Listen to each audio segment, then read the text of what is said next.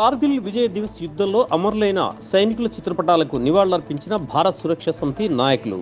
కార్గిల్ యుద్ధంలో పాకిస్తాన్పై భారత్ సాధించిన విజయాన్ని పురస్కరించుకుని కార్గిల్ విజయ్ దివస్ కార్యక్రమం జగిత్యాల పట్టణంలోని తహసీల్ చౌరస్తాలో గురువారం సాయంత్రం 4 గంటలకు కార్గిల్ యుద్ధంలో అమరులైన సైనికుల చిత్రపటాలకు పూలమాలలు వేసి కొవ్వొత్తులతో వారికి నివాళులర్పించారు భారత సురక్షా సమితి నాయకులు.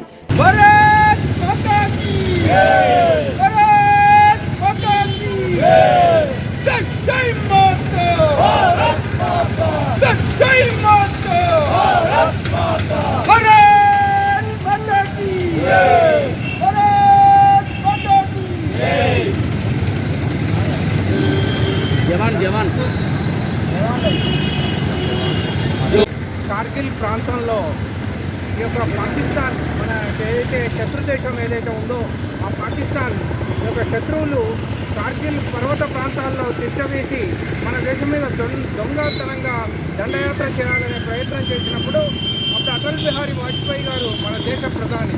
ఆ రోజుల్లో తిరిగి మన కార్గిల్లో మన సైనికులు సైనిక చర్య చేపట్టి ఈ యొక్క పాకిస్తాన్ ముష్కరుల్ని, పాకిస్తాన్ దొంగల్ని, పాకిస్తాన్ సైనికుల్ని తరిమి వేసి తిరిగి మనం స్వాధీనం చేసుకోవడంలో అనేక మంది మన భారత జవాన్లు అమరులయ్యారు. అది ఈరోజే వారిని స్మరించుకోవటం మన యొక్క ఒక సంతోషకరమైనటువంటి విషయం. వారిని స్మరించుకోవడం అనేది గురుతరమైనటువంటి భారతీయుల బాధ్యత. అది ఈరోజు మనం చేసుకోవటం నిజంగా మనం వారు ఏదైతే కార్గిల్ అమరవీరులకు జోహార్లు అర్పిస్తూ ఈ కార్యక్రమం ఘనంగా జరుపుతున్నాము.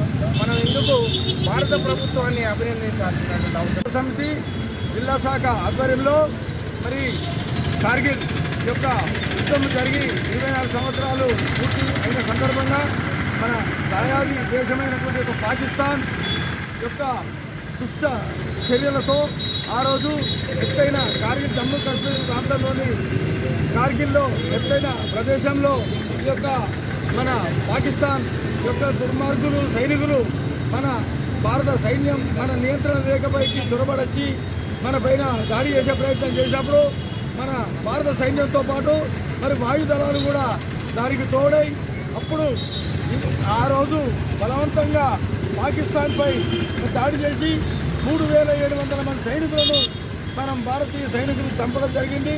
తద్వారా అప్పుడున్న ప్రధాని వాజ్పేయి గారి నాయకత్వంలో మళ్ళీ తిరిగి భారతదేశం సైన్యాన్ని కానీ అన్ని రంగాల్లో పుంజుకుంటుంది. కాబట్టి ఆ రోజు భారతదేశ సైనికులు ఎవరైతే చనిపోయారో మరి వారిని ఈరోజు మనం జ్ఞాపకం చేసుకోవాలని భారతీయ యువత కానీ ప్రతి ఒక్క వారిని సంస్కరించుకోవాల్సిన అవసరం ఉంది. కాబట్టి భారత సురక్షా సమితి ఈ యొక్క కార్యక్రమాన్ని